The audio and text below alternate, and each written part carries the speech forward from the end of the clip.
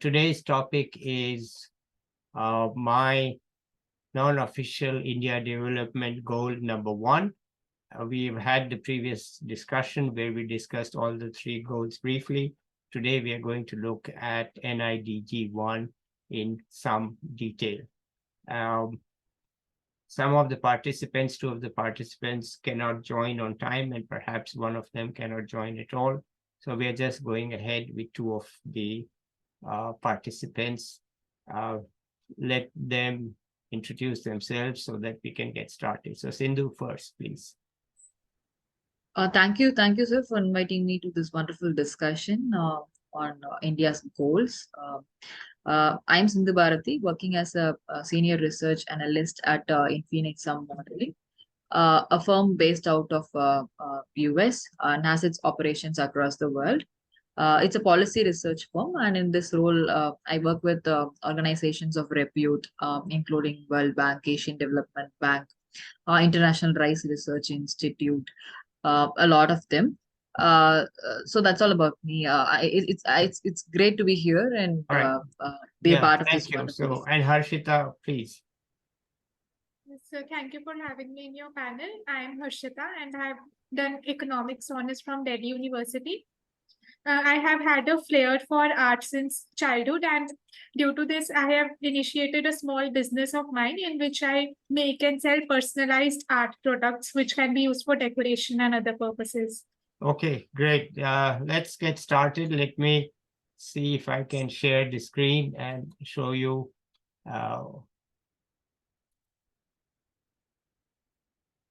Okay, I think you can see the screen now, right? You can see the screen? Yes.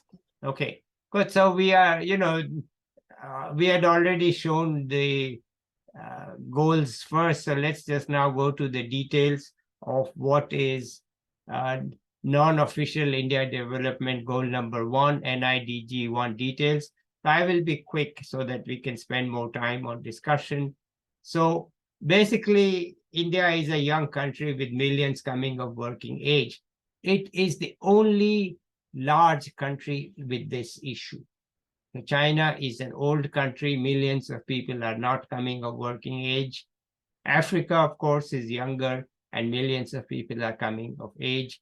But Africa, each country is smaller than ours. So among the large economies, we are the only one. And that has this problem. So I'm going to lay out the problems very carefully, and then we can skip through many of the points, but let's get this one done. So many young people will come with limited education and healthcare, meaning they are not as strong and healthy as they could be, but they will need jobs because the agriculture sector cannot absorb all of them.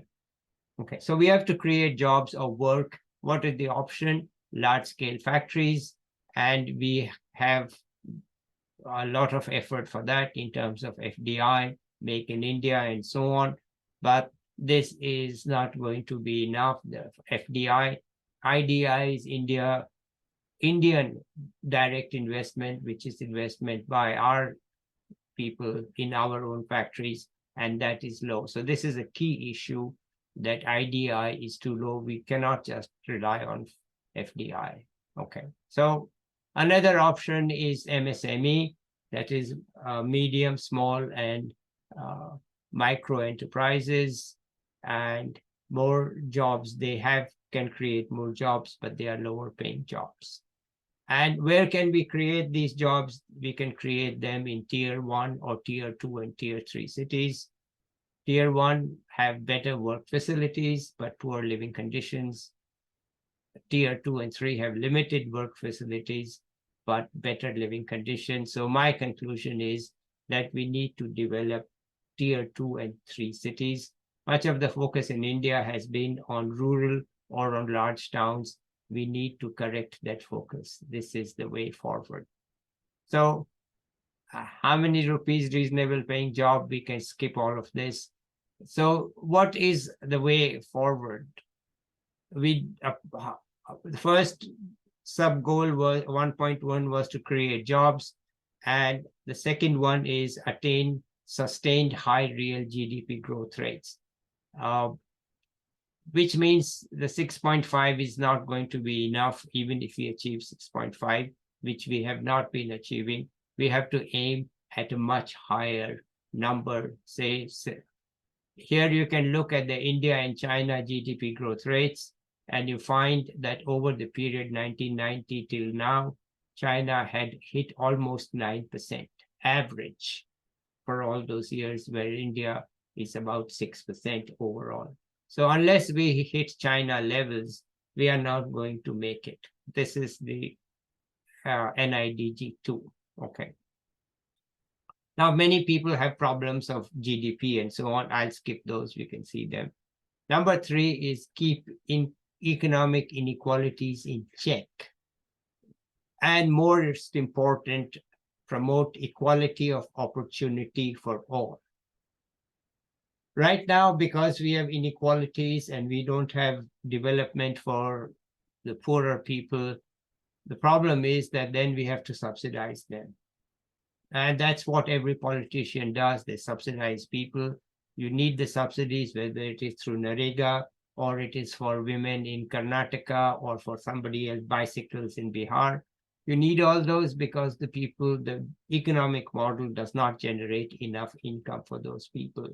So then you end up subsidizing them politically. That's the only way forward.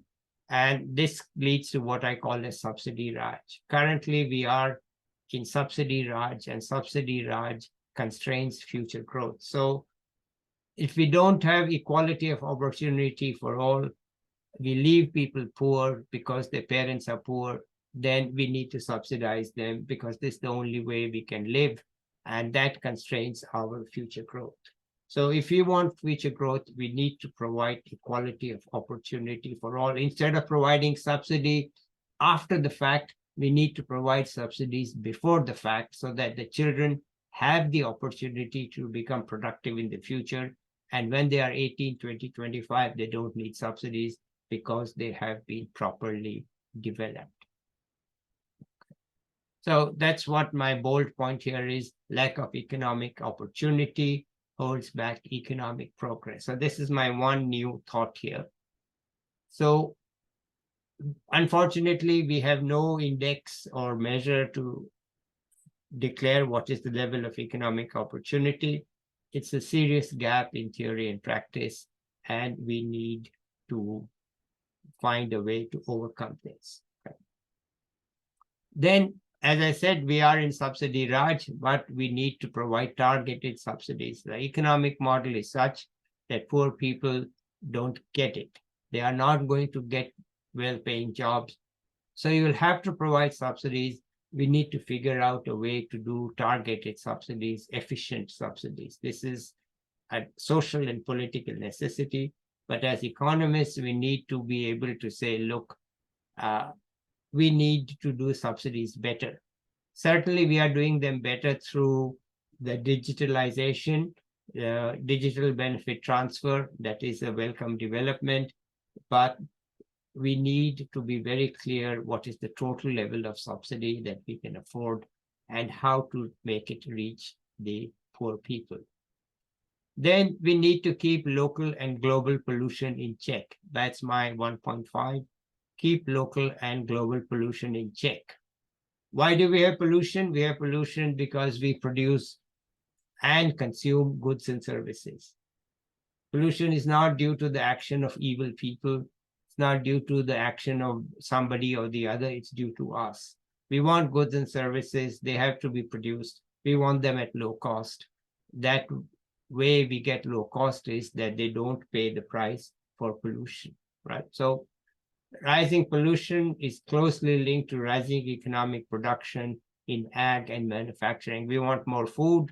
We have to put in more fertilizer. We have to put in more of the other inputs because we don't want to pay the price. So keeping, in India, few governments are able to check heavy polluting production, consumption, and transportation. So the governments are not, you read a report India has been trying to clean the Ganga since 1988, and with a heavy focus since Mr. Modi became Prime Minister. If you read the reports, you find that the Ganga is not yet clean. So why? Because we can't shut down the factories in Kanpur, which are throwing junk into the river every day. Why can't we shut down those factories? Because they are creating jobs and they are creating things that we want to consume or perhaps to export. So it's us who's responsible for local pollution, and it is our behavior that needs to change. Plus, we need to change the method of production so that we can keep local pollution in check. We have the situation of Delhi, where the air is bad every winter, and yet there's no politician who's willing to stand up and say, in 5 years, I will make sure that Delhi has clean air. They're just bickering with each other, blaming each other. Doesn't work. So somebody in society has to take that job. So that I'm calling the required new non-profit institutions. They keep track of pollution by specific areas, specialize. I'm specialist in Delhi pollution. I'm specialist in Chennai pollution. I can tell you what's happening because I'm an expert. Global pollution is complicated because the question is, should India cut back coal use even though it will reduce its production, its GDP? Are we the ones who created the pollutants in the atmosphere, or is it due to the production in other countries? And India is struggling, even though we are trying to produce more power with solar and so on. We are struggling to bring about both economic growth and control the greenhouse gases. So the talk is there, but in practice, if you see, we are using more coal than before. So it's going to be very tough, and it's a very complicated problem to be solved. But in the end, India, if it wants to have a rightful place in the world, will have to do something about it. Okay, so that is my presentation, and I think now it's time for discussion. So we had listed Harshita as the first one to go. So let's hear from Harshita. Yes, I think that you have covered the broad aspects which are needed with reference to the first economic goal. If we talk about the issue of employment and take the job market scenario in our country, I think there is a persistent problem of youth unemployment because they don't seem fit for their job roles, or either they are nudged out by their older colleagues. So there is a need to make them skilled and job ready. So some initiatives exist such as Skill India program, Swayam courses, but they need to reach the grassroots levels so that a greater impact can be generated. Hopefully, there is the new education policy which has a focus on vocational training, so it can instill the needed change if implemented properly. And if we take a look at all the sectors of the economy, there is an emerging sector known as the gig economy or also the freelancers economy. I think this needs a major policy boost because they are vital for the economy as it was witnessed during the COVID pandemic when majority of the businesses shifted online, and it was the gig economy which played an important role there as well as the healthcare sector. But the concern with this is that gig economy deviates from the system of formal economy because there is absence of security measures for the employees as well as the nature of job, which is contractual.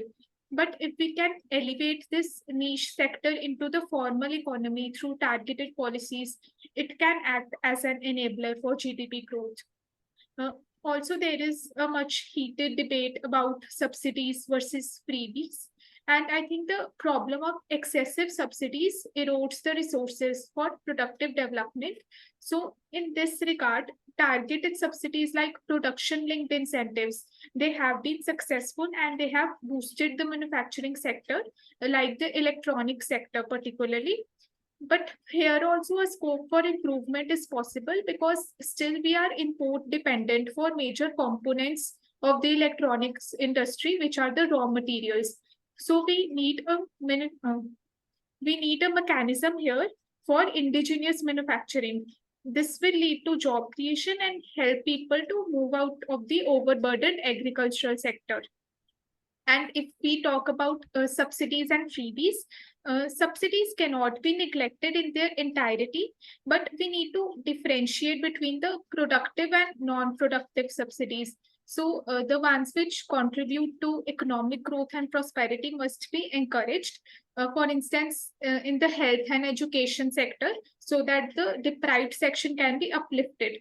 But the culture of freebies, like in the political scenario or before elections, it should be reduced. There can be a transitory policy in which people can voluntarily give up the benefits if no longer needed, or else freebies would lead to the wastage of precious resources of the economy.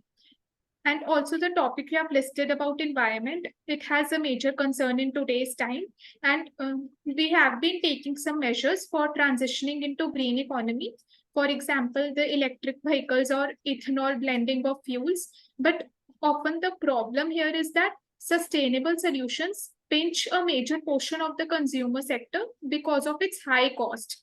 So as a result, people are not motivated to invest into the new technology, and they continue to use the traditional methods and become dependent on them and resist the change.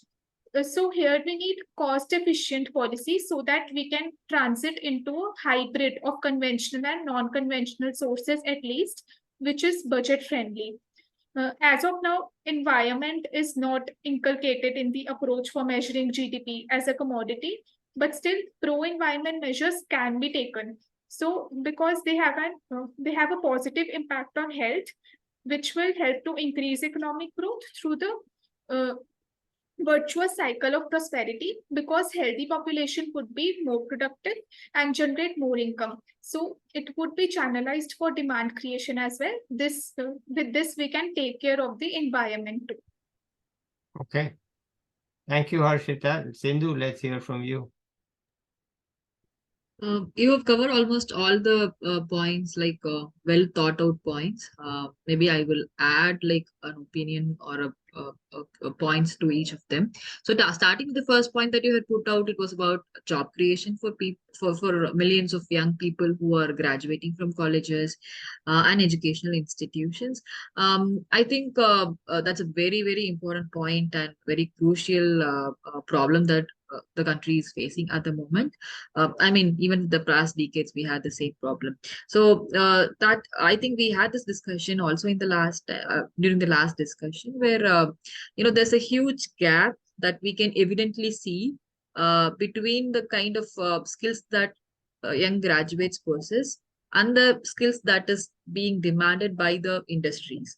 And there is also this this push where everybody wants to do engineering. Say, for example, when I was there in college during my 2008 and 2010s, everybody was running into engineering. And when all of us graduated, the demand there wasn't like, I mean, there wasn't much demand, and all of us were not able to gain the skills. Like it was just the knowledge of choosing a course was not there for many of us.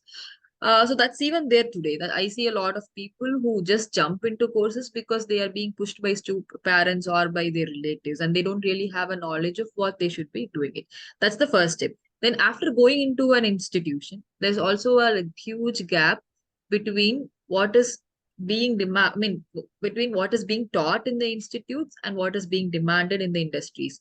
Say, for example, there's a difference in the kind of exposure that the students receive when they are in the education institution and what is being expected when they move out of colleges.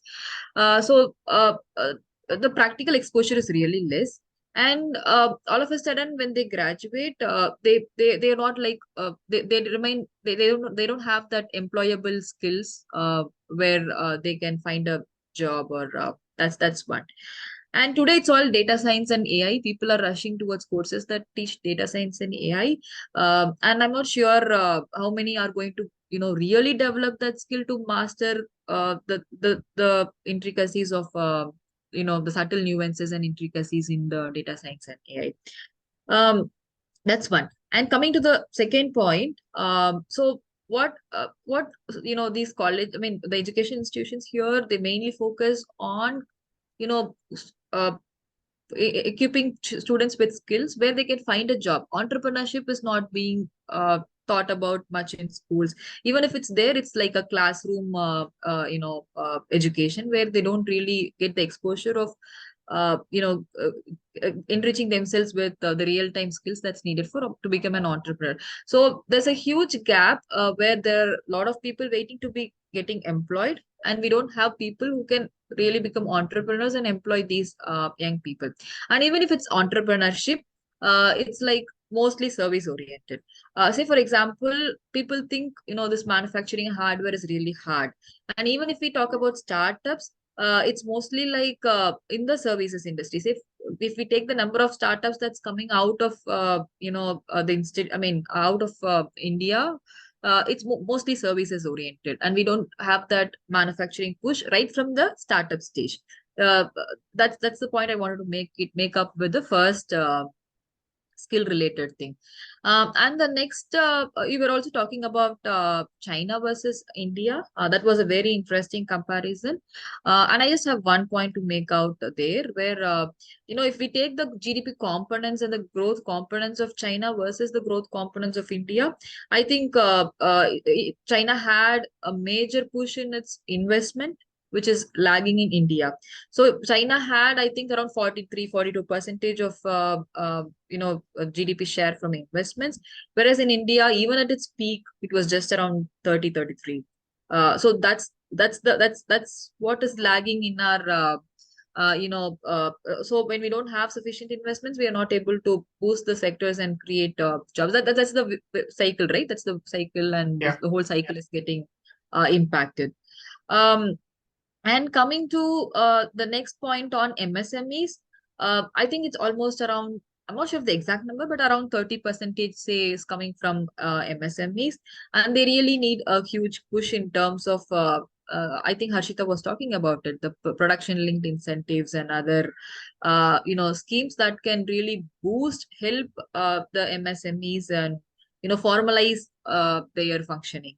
That and they really need support in terms of for example, if we take China again, coming to China versus India, during its I think the tariff rates for imports into China, it slashed right after it had a plan or a strategy to promote its growth. It came around to single digits, around 8%, 9% from 50-40%, I guess. So that's the kind of push that, though we have reduced, we have slashed a lot of tariff in the in the last few years. I think there's still a lot of things that needs to be done. For example, we are in Tirupur, and here in the textiles industry is facing a huge distortion at the moment from other players like Bangladesh and Thailand. So we need to equip manufacturers with support in terms of incentives and subsidies, but also with technological transfers where they can gain access to enhancing the productivity or efficiency of their functioning. So that's one thing I wanted to make out when it comes to the job creation, MSMEs and all that. And coming to the pollution as such, I missed one point on the subsidies. Okay, so subsidies, I think you had very beautifully put it out that we cannot, that the targeted subsidies, right? I think we are with the digitalization and all that, we are able to make out, people who really need support and only offer them. We are able to target that particular set of people who need support, but a lot more can be done. I think like there are governments where they issue free televisions. I mean, what's the use with issuing free TVs, right? I mean, there are people on the other hand who are who are struggling for food, the basic needs like education and healthcare, and you're offering them free TVs. So that's that needs like this, from moving from electoral politics. I think we should really move towards discussions around development politics, where this targeted subsidies could there is an improvement. I see an improvement in most of the states, but there is still a lot more that can be done in terms of let's take fossil fuel subsidies, uh, which is like impacting the which is like impacting the pollution levels of the country. So we need to really work on, like you said, there is no we really lack data and indicators where we can measure what needs to be done and put out informed decisions, informed decisions that can subsidize what is needed for the growth of the country as a whole. And just because we spoke of education and healthcare, I was remembering this. If we go deeper, like you said, there's a lot more focus on the rural and on the urban, and the middle portion is still left out. And I think we should, focus on enhancing the quality of education per se. Introduce practical learning, introduce practical learning curriculum, and help children identify what they really want from an engage. So they don't get lost in between and pursue something that they are not interested, end up being one among the million who are waiting for them, for getting a job or finding their source of income. So that's with subsidies. Coming to the pollution part, I think the pollution part is a major, subject that's being spoken about. But I really feel as much as we speak about it, we don't really, see it in action from the individual level to the policymakers. I don't see them in action much. But I think we should draw inspiration from countries like European Union, where there is EUDR for sustainable sourcing, sustainable promotion of consumption and all that. So that's one point I wanted to make up with the EUDR. And there's also a need for personal discipline, which I think is a major problem in India, where like you said, I think the water and air are polluted, but we proudly keep talking about it on social media platforms. I see a lot of young people discussing about it, but there's not much on the ground happening. So I think that's more than at the policymaker level. I think that's the responsibility of we as an individual. So having said all these things, I think we have also set the nationally determined contributions, and we have promised, we have assured net zero emissions, or we are scoping to achieve net zero emissions by 2070. I think was the talk was on during all the COP summits. So while we are on a drive to achieving that, substituting it with renewables and all that, there is a major need to balance between the growth and these climate policies, climate action plans, climate adaptation plans, where we should, if we take the major countries in the Western world that have already that have achieved significant levels of development in the last few decades and are in a developed position now, they had a different trajectory of growth where they did not have to bother about this climate action plans and strategies.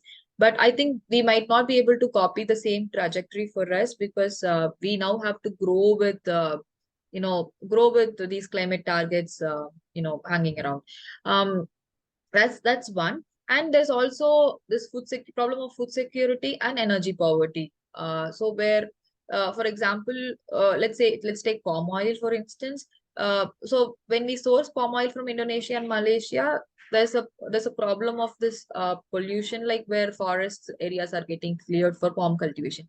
We know that evidently we are still sourcing it because we have to meet the food security problem. We have to meet the food needs of the people living here. And if we introduce sustainability as a criteria, or as a sustainable sourcing as a criteria, there's a problem of increasing costs, which would question food security to millions of people here. So there's also that balance that has to be laid out.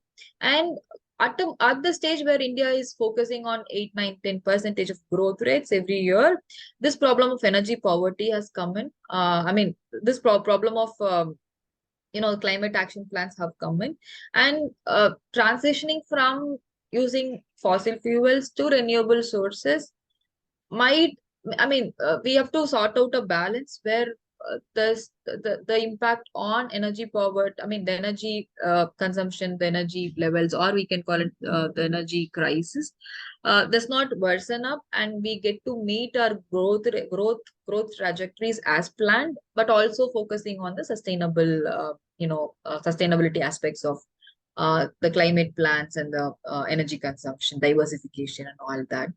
So that's all I had. Thanks again for. Okay, well, thank you so much. To go back, I think there are basically two new things in which I'm saying here, which are not yet very commonly looked at and thought of. And one of them is equality of opportunity. The equality of opportunity is not an issue that we even discuss in our textbooks. Okay, so it's missing basically from the textbooks, that because it was assumed in the US that there is social mobility, and that will, you have universal education, you don't have universal health, but you have universal education, and that will give some kind of universal of equality. But for India, it is essential to have equality of opportunity, because if we don't give, people who are parents are receiving subsidies, their kids don't get education, they don't get good health care, how will they become productive by 2047? They simply cannot become productive.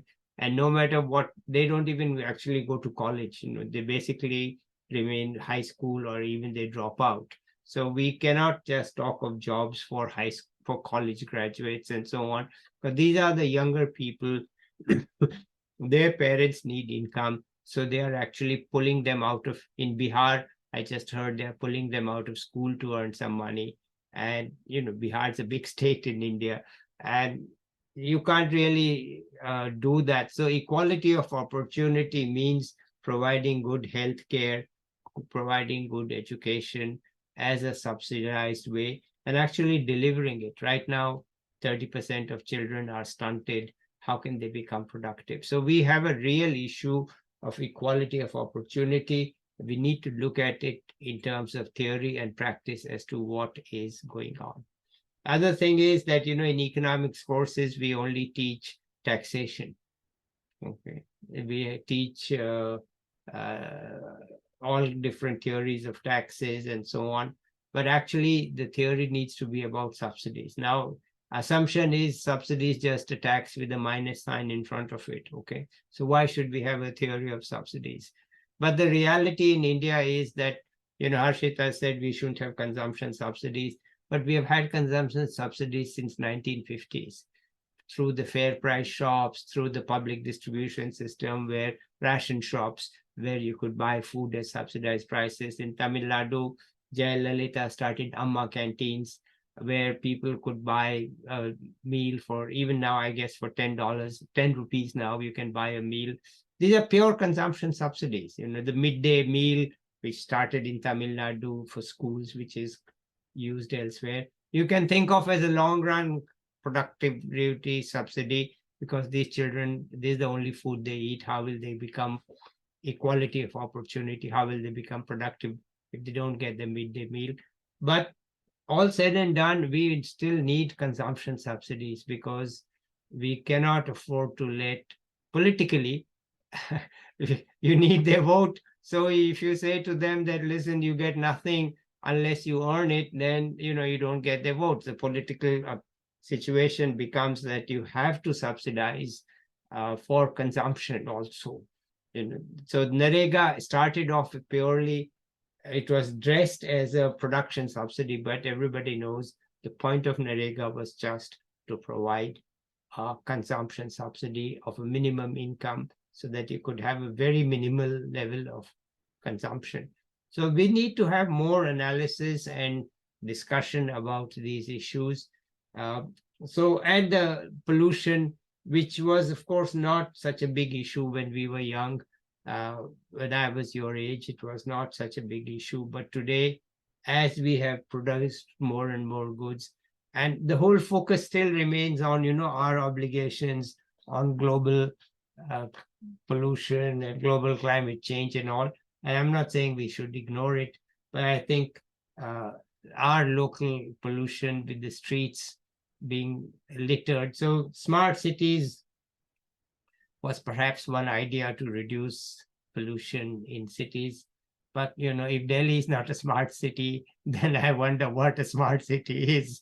If Delhi cannot get rid of its air pollution and traffic and all, the whole concept of smart cities is not delivering the results. So we need to think much more about this.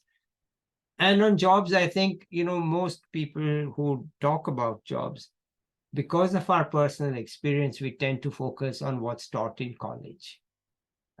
But actually, if you look at the job seekers, they start to look at jobs before college. They don't go to college because the parents are low income. The parents have already sacrificed a lot to send them to some school or something, and they want money now. They just need the money, and they are in the villages, they leave and they join the slums in big cities, and because they need the money, or they're the children of slum parents in big cities, they need the money.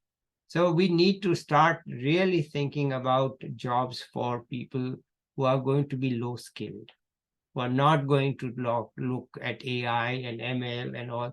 These are very few people. The rest of it is going to be, basically, they're going to be your auto rickshaw drivers at best, or waiters in a dhaba or something like that. They're going to. So where are those jobs? That is a low scale production, I would say. Those are the new things that I want to focus on. That subsidy is essential, but how much? Because as I said, this is a new term, Subsidy Raj. Subsidy Raj constrains GDP growth. It's as simple as that.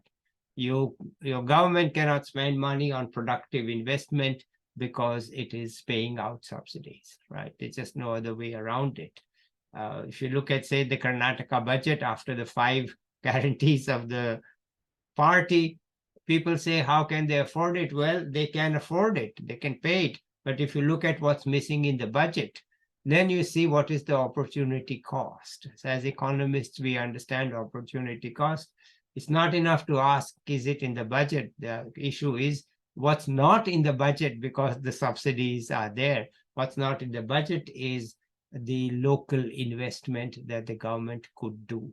And that then the lack of local investment means that the private sector does not invest enough. So when you say, Sindhu, that the Indian direct investment is only 29%, 30%, part of it is because we don't have enough government investment. Now, the government has built highways, and that brings more private investment in. But there are so many other things. We don't invest in schools. We don't invest in healthcare. We don't have the productive labor force. So where should the industry invest? So that's really just something new that I want to emphasize here. Rest of it, I think all of the points you have made are well known and spoken. So I just want to focus on what is new and what needs to be in the minds of younger people as we move forward. So, okay, so that's it from me. Let's have final comments from you, and then we end the session. Okay, Harshita, any final comments? Sir, so like you were talking about the need for low-skilled jobs.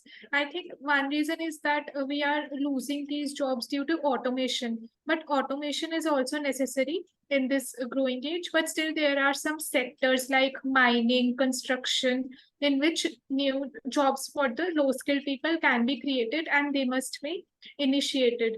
And with regards to subsidies, again, we need to have the targeted ones, and a theory of subsidies should be taught so that everyone can become aware of the repercussions it can have on the economy.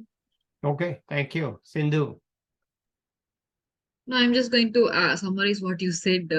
I think you have put out everything, and I didn't have anything much to add. So I think the term of productive investments versus the subsidies, the relentless subsidies, was wonderful. Where we should aim at promoting productive investments into sectors that can yield jobs. I mean, employ more people, and then help them grow economically instead of doling out subsidies into sectors, I mean, into commodities that, particularly the fancy commodities that are of no value, if we look at from a broader economic point of view.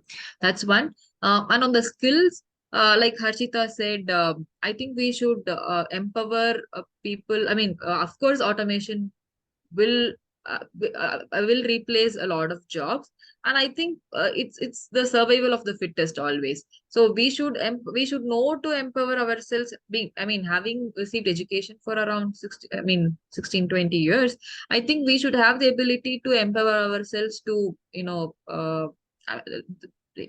of course, the policymakers and the governments can put forth skill development initiatives, but also it's upon our individual abilities to enhance our skills and enhance our skills and grow as per the demand is. Like we say, when automobile sector was not growing, sometimes in the last 5 years, I mean, it was in 2018-19 stages. um I think it was stagnant in India because it did not, amp up to meet the technological enhancements that the global sector, the automobile sector at the global levels had. So that again applies to individual levels. So I think it's upon us as an individual to grow and evolve. So that's all I had. Thank you. Okay, Sir. let's end it here. I'm glad that it's very good to not just for me to talk, but to listen. And I think it's working out well, though we couldn't get everybody. Anyway, let's end the session now, and then we can talk a little bit about the next steps. Okay, so thank you, Harshita. Thank you, Sindhu. Let's say bye till we come back with the second NIDG. Okay, bye.